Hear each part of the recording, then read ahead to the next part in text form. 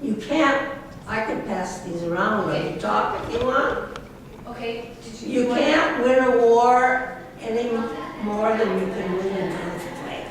I love that. So Leah is the one who's, well, you can tell them on Veterans for Peace and your role there, and then we'll give her time to tell us more about World Beyond War, which we have just joined. And Adelia's come, so we'll go back to her in a minute. Yeah.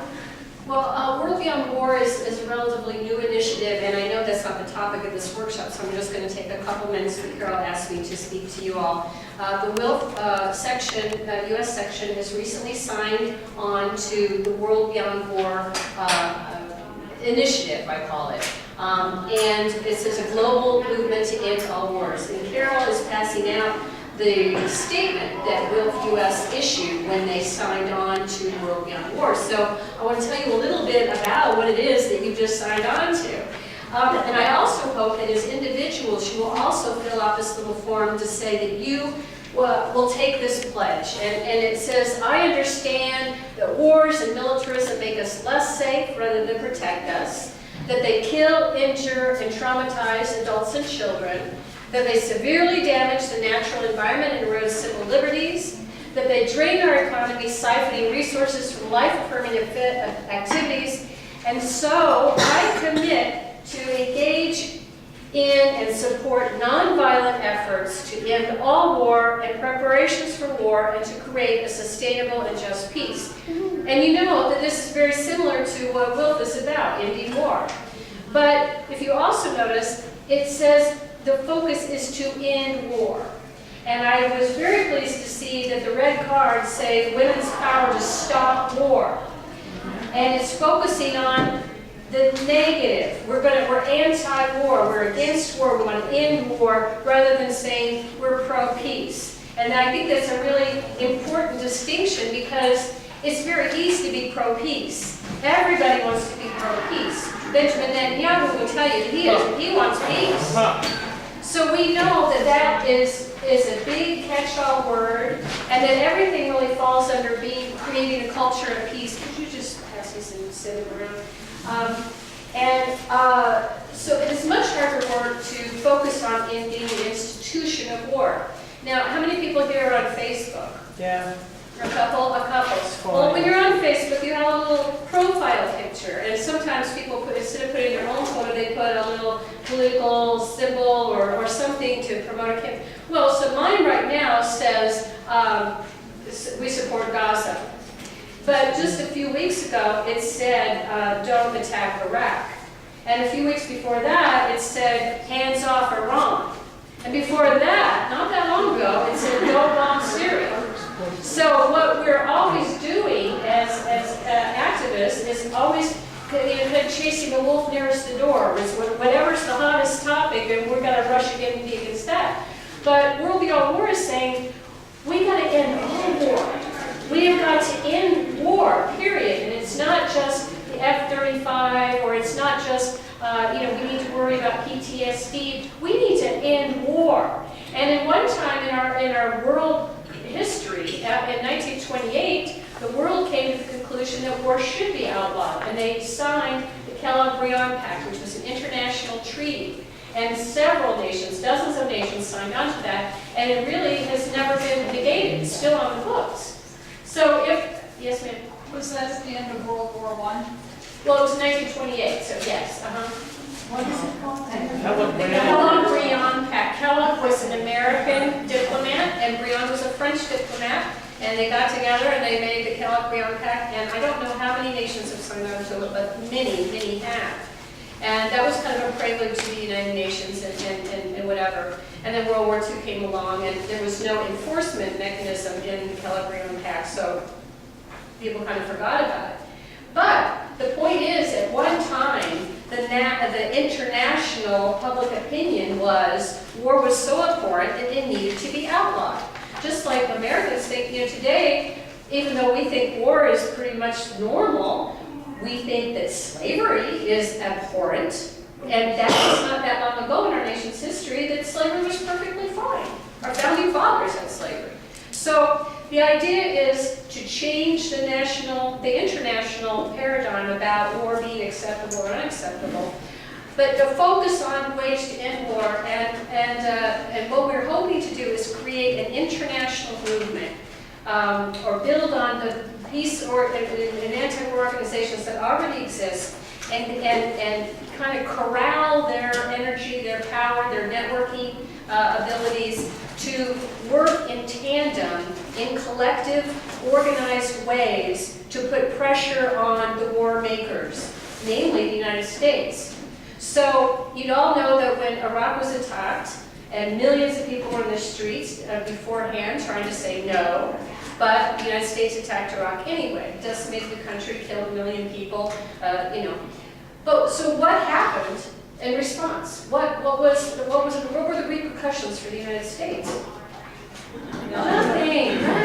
Right. But what if there were some kind of international mechanism in place to call for coordinated protests in front of every American embassy in the world? What if there were organized boycotts of American goods and tourism and services? What if there were concerted efforts around the world to kick military bases out of these countries? So we are hoping to make this an international movement, to bring in the power of people who are in other countries who have been harmed by America's wars, who are subjected to blackmail and economic and political pressure by the American military economic machine, and to fight back.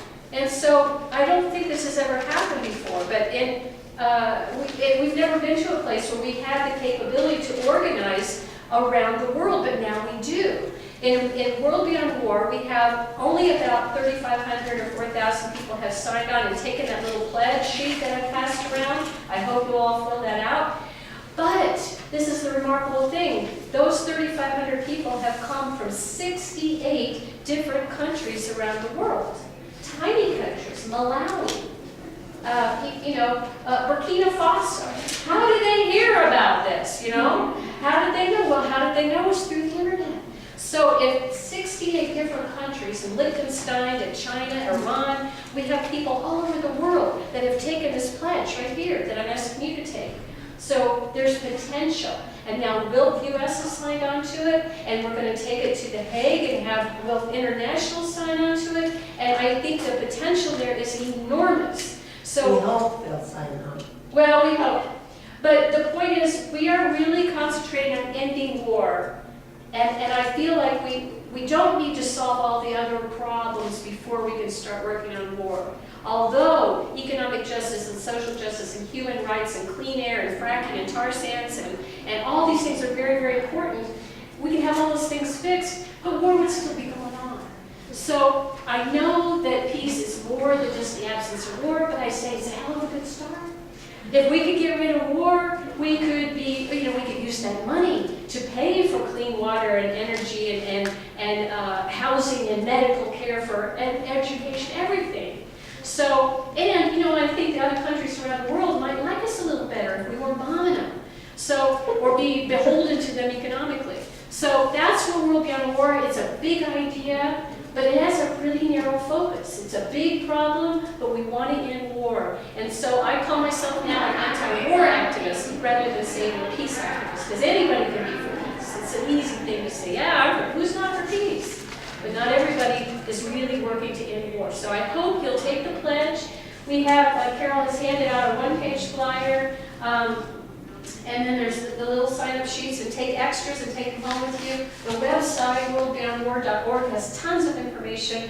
We're not just a direct action kind of group of doing things. We also have a number of people who are researchers, academics, people who have written books. They're writing about peace systems and alternatives to war, and all kinds of things. So it's a big group that with all kinds of not special interests, but you know what I'm saying, special expertise, affinities, yeah, and right. So we hope you'll join us. And I didn't thank you, Carol, for giving me a few minutes to talk about World Beyond War. I appreciate having the extra time. Thank you. So you have been a former naval commander. Oh, She's a member of Veterans for Peace after 20 years in the military. Right. So, and So anything's possible. we'll, we started Adelia by showing this website, Women's Power to Stop War. We will need to move on, but I want to give you 5 minutes anyway to react to this. Do you think that we can really, personally I'd say keep doing what we're doing because I think it's important, but really focus also and focus on ending war and using our women's power. Yes. Women's power. Let's do it. Our revolutionary love to stop war. Anyone want to speak or say anything? Odile? I don't understand, is this a different organization than WILPF? Is it a coalition? Are we part of a coalition with them? We have just, a couple of weeks ago, signed on to this coalition. I thought it was more of a concept, right? Yeah, I don't think I would call it a coalition, but we are seeking the endorsement of organizations around the world. And we have hundreds of organizations that have signed on. But it's not where all those organizations have a representative and then we all meet and we decide things. There are committees and we'd love to have you join, especially if you're interested in international outreach. We would love to have you. But there's lots of areas that you can help. But it's a separate. It's something that WILPF has endorsed, WILPF US has endorsed, Veterans for Peace has endorsed, WILPF has endorsed, lots of groups have endorsed. But like I tell people, we're not trying to reinvent the wheel. We're not trying to create another peace organization. We're trying to take all the wheels and put them on a vehicle and move the vehicle, towards ending war. So that's the idea, to be really focused on ending war. Does that answer your question? Not totally, but yeah. But it is separate. But Yvonne? Well, there's an organization called Citizens for Global Solutions, used to be World Federalists. And the head of the group in St. Louis is a man named Ron Watson, who has written a book called Confronting War. And this is his aim in life, to get across this idea of don't work on nuclear weapons or disarmament or any of that stuff. Work on confronting war. So I'll tell him about me.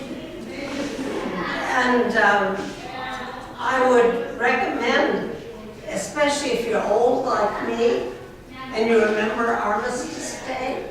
How many of you remember Armistice Day? It's my birthday. Yeah, until 1957, we had Armistice Day. And then it became another military holiday. But this, I didn't even know about this until a couple of years ago. And it was so exciting. It's that song Pete Seeger used to sing about I have the strangest dream. It really happened. And there were like 57 nations that signed on, which was most of the nations in the world in that day. So you can get it from a bookstore, and it's about $13. What's the name of Or you it? get a used copy. Pardon? What was the name of it? When the World Outlawed War. Yeah, by David Swanson. So it's about the Kellogg-Briand Pact. We think the reason it failed was they weren't willing or able to do the things that would stop war. Like, at that point, the Versailles Treaty was hopelessly cruel toward the Germans. It was, we didn't support the League of Nations.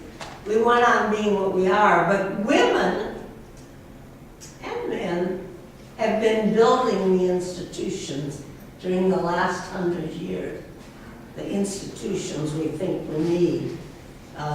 which also need to change and grow. So we think we have a better chance this time.